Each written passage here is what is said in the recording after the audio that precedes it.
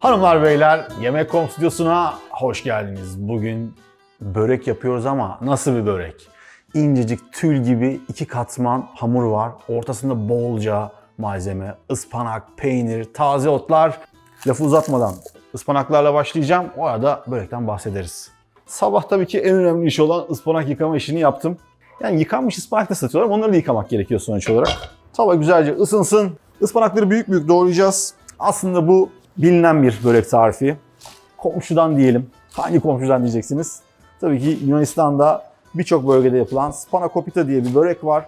Ama her bölgede farklı yapılıyor. Genelde el açmasıyla yapılan bir börekken modernize edilmiş halleri bizim gibi baklava yufkasıyla yapılıyor ama iç malzemeleri çok çeşitlilik gösteriyor. Bu da bir onun versiyonu diyebilirsiniz ama birebir spanakopita demek doğru mudur?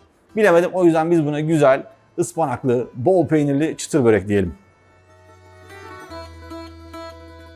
Yaklaşık 2 yemek kaşığı kadar tereyağı alalım.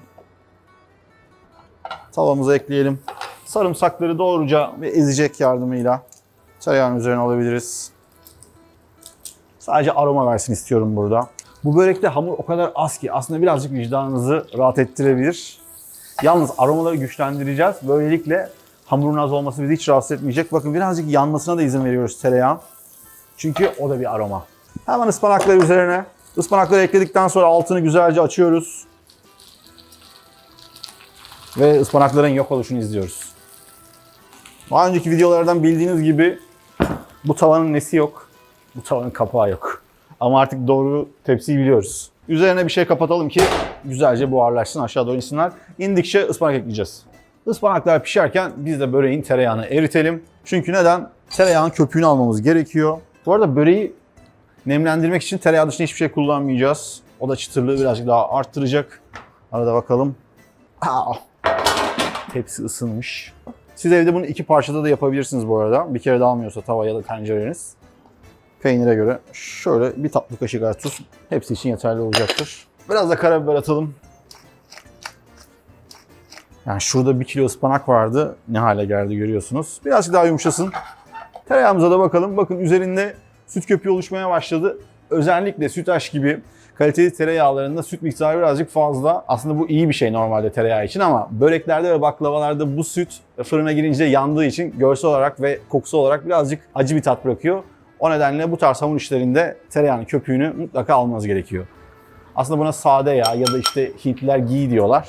Yaptığımız şey bu. Ispanakların altını kapatalım. Tabii ki birazcık soğuması için hemen yine bir süzgeci alacağız. Yine fazla suyundan kurtaracağız. Hemen yağımızın altını kapattık. Sıcakken dökelim. Gördüğünüz gibi hiç acele etmiyorum. Tabanda kalanları asla içerisine kaçırmamaya çalışıyorum. Biraz kaçsa bile onlar tabana çökecekler. O zaman da karıştırmayacağız. Bakın buradan görebilirsiniz. Evet, bu tabanda gördükleriniz yine dibe çökenler. Ispanaklarımızı tekrar biraz bastıralım. Ne kadar az su o kadar iyi. Bakın ne kadar su çıktı. Görüyor musunuz? Bu suyun tamamı böreğinizde olacaktı. Bundan kurtulduk.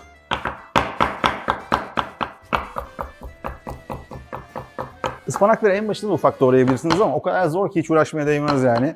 Büyük büyük pişirin, sonrasında doğrayın. Genelde bizi böyle bir şeyin üstüne vurarak doğradığımızı görüyorsunuz ama aslında böyle hep vurmuyoruz. Vururken bir anda dikkat ederseniz aynı zamanda kesiyoruz da. Bu yavaşlatılmış hali.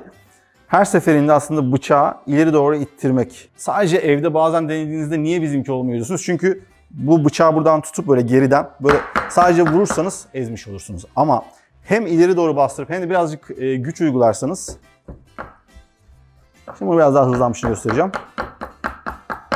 Böylelikle kesmiş oluyorsunuz. Ufak bir mutfak 101 bilgisini arada geçelim. Ispanağımız şu anda ufaktan bir püre kıvamına geldi. Hemen tezgahımızdan alalım. Tekrar süzgeçte bekletin. Birazdan içerisine yumurta koyacağım. Eğer ki çok sıcak olursa zaten yumurtalar hızlıca pişecektir. O nedenle ılınması da çok önemli. Ne çok bilgi, ne çok bilgi. Alt üstü börek yapıyoruz değil mi? Ama bunlar çok önemli. Yarım demet kadar dereotu, yarım demet kadar da maydanoz yeterli olacaktır. Birazcık da taze soğan doğrayacağız içerisine. Tabii ki bunları da mümkün olduğunca ince kıyıyoruz. Bu tarz taze yeşillikleri olabildiğince ilk seferde minik doğramaya çalışın. Sürekli üzerinden geçerseniz bunların içerisindeki sular dışarıya çıkıp okside oldukça kararmaya başlayacaklardır. O nedenle yeşillik doğrarken keskin bıçak ve mümkün olduğunca tek seferde doğramak çok önemli. Hoppa. Karabiber. Acı biber de çok yakışır ama ben karabiberi biraz bol koyacağım. O nedenle pul biber eklemeyeceğim ama siz dilerseniz pul biber de ekleyebilirsiniz. Kimyon ekleyebilirsiniz. Dediğim gibi baharat işine geldiği zaman konu ben değilim. Konu tamamen sizsiniz. Yaklaşık şöyle 2 çay kaşığı, 1 tatlı kaşığı civarında da tatlı toz kırmızı biber ekledim. Muskatımız var. Tabii ki rende gerekiyor. Yaklaşık yarım muskat yeterli olacaktır. Sıra geldi börekteki gizli silahıma. Yarım limon suyu sıkacağız içerisine. Tekerleme gibi konuşuyorum ya. Limon burada bizim böreğimizi daha da hafifletecek. Alttan gelen ekşilik, o limonun ferahlığıyla beraber bu yağlı yapısı. Hani ağır gelir ya börek. İşte bu börek öyle değil. Bu börekten epey yersiniz.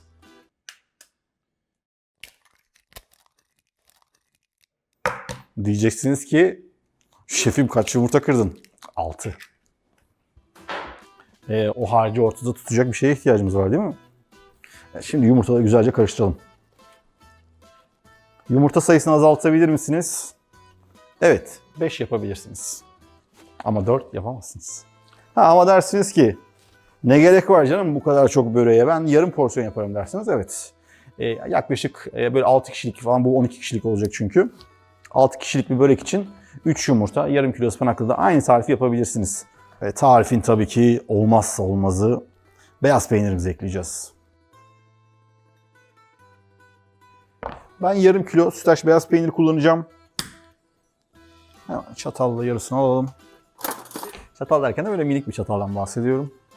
Batıralım. Peynirimizi bol bol sebzeyle ve ıspanakla karıştıracağız. Ama neyle? Ellerimizle. Tabii elle karıştırın derken aslında bunun altında bir tabii temelimiz var, yani böyle sadece eğlenceli olduğu için böyle yapmıyoruz. Peynirin tamamen aralara girip her lokmada peynirin lezzetini hissetmeniz için bu işlemi yapıyoruz. Öteki türlü sadece kırdığınız zaman peyniri dilimlerin arasında nadiren her lokmada değil de birkaç lokmada bir peynir geliyor ama ben tamamıyla sebzeyle karışmış haline bayılıyorum. Karışım şahane oldu. Şimdi tabii ki peynir tuzlu, birazcık ıspanağı tuz atmıştık ama ne olur ne olmaz mutlaka son anda bir tadına bakmak gerekiyor. Bu ne ya? Ekmek üstüne sür, devam et. Yufkamızı aldık. Fırınımızı da açalım 180 dereceye. Fanlı altı üst. En çok sorulan soru. Tepsimiz burada. Yalnız baklavalık yufkalarda dolaptan çıktıktan sonra hava almaya başlayınca Pandora'nın kutusu açılıyor. Bunun için güzel bir yöntemimiz var. Burada böyle temiz bir mutfak bezimizi ıslatacağız. Nemli bezimizi açtık. Tabii ki yufkayı doğruca ıslak bir şeyin üzerine koymayın. İnanılmaz yapışır. Yufkamızı açtık. Alttan gelecek nemliliği korumak için de üzerine bir havlu peçete kapatabilirsiniz. Ya da hızlı çalışacaksanız, ki ben lafı uzatarak şu anda kendime kötülük ediyorum, bir yandan çalışmaya başlayın. Birazcık kenarlarını da yağlayalım. Şöyle sıfırlayalım. Şöyle kenarını biraz yüksek bırakacağım. Ve ters çevireceğim. Şimdi hemen içerisine yağ, böylelikle her tarafı eşit şekilde kalın olacak. Kenarlarını birazcık daha kalın istiyorum. Böyle tart hamuru kenarı gibi olsunlar. Tekrar çeviriyorum.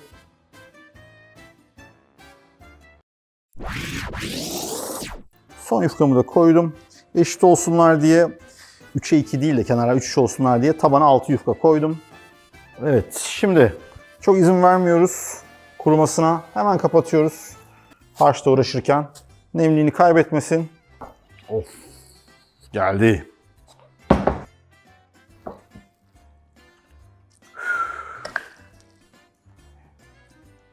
Yani kokuyu gerçekten duymanız gerekiyor.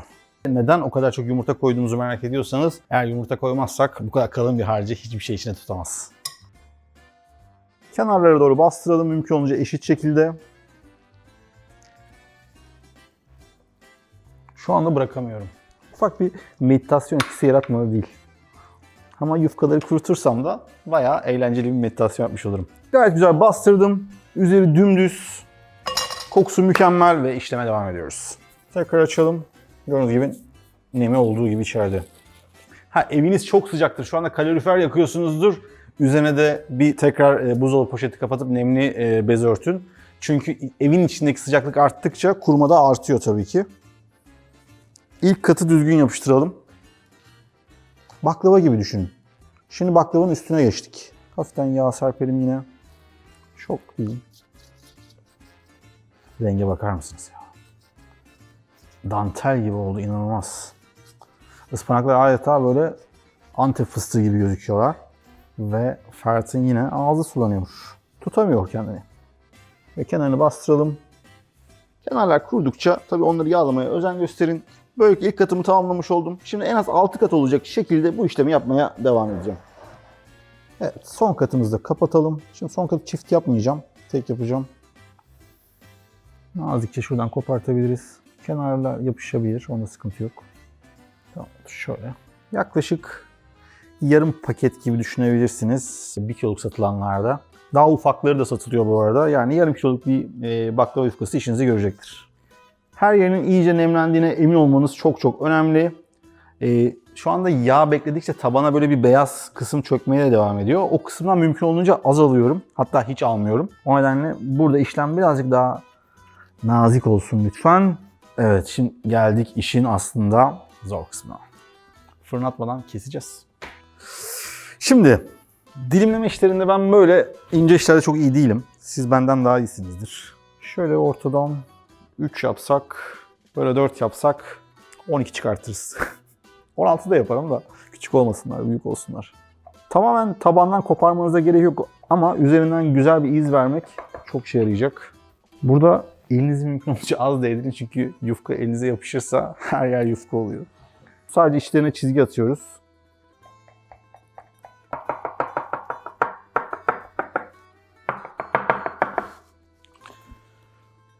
Artık nefesimi bırakabilirim. Nefesimi fazla tutmuşum. Evet, son bir kez çok dikkatli olarak yağın temiz kısmından almaya özen gösteriyorum. Bu arada kalan yağ gayet güzel bir tereyağı. Yani buzdolabına atıp tekrar kullanabilirsiniz. Sadece buradaki özenmemin sebebi siyahlık olmaması adına. Yoksa içerisindeki o sütün gayet muazzam bir lezzeti var. Evet, fırında gayet güzel ısındı. Bu börek yaklaşık fırında 45 ila 1 saat arasında. 45 saat değil tabii. 45 dakika ile 1 saat arasında pişecek. Rengini mutlaka kontrol edin. Fazla yanmasına izin vermeyin. Eğer pişmediğini düşünüyorsanız tabana alıp dereceyi biraz düşürebilirsiniz. Son cilamızı da yaptık. Kenarlar çıtırdayabilir ve şimdi doğruca fırına gidebiliriz.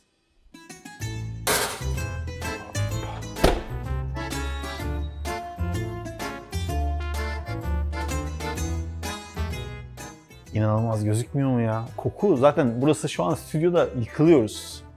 Evet, böreğimiz pişti. Aman yarabbi. Dantel dantel. Yani o kadar özendik ama değdiğini işte bu şaheserle görebilirsiniz. İnanılmaz. Bunu yemek için en az yarım saat, belki bir 45 dakika beklesek daha iyi olacak. Ben birazcık sakinleşeyim.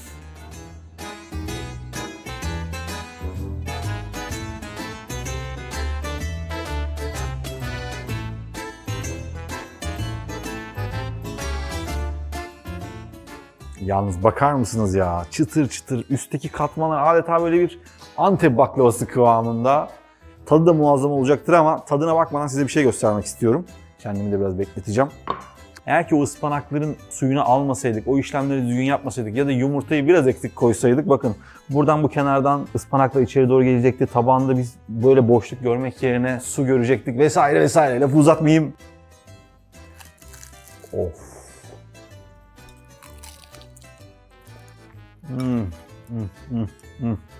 Lezzeti inanılmaz. Bakın peynirler aralarda minik minik parçalar halinde ama yoğurduğumuz için her noktadan inanılmaz güzel bir peynir tadı geliyor. Muskat kesinlikle çok vurucu şekilde arkada var. Hepsi yerli yerinde tam olması gerektiği gibi her şeyiyle vaat ettiğini gerçekleştiren bir börek. Çıtırsa çıtır, sebze ise sebze, az hamursa az hamur. Her şey bunun içerisinde. Bence bu tarifi mutlaka beğenin. Hala abone olmayanlar abone olmayı unutmayın. Bir sonraki tarifte görüşürüz. Bay bay. Ha bu arada bu tarifi soğuk bile yiyebilirsiniz, ılık yiyebilirsiniz, sıcak yiyebilirsiniz. Hala çıtır çıtır. Çok güzel.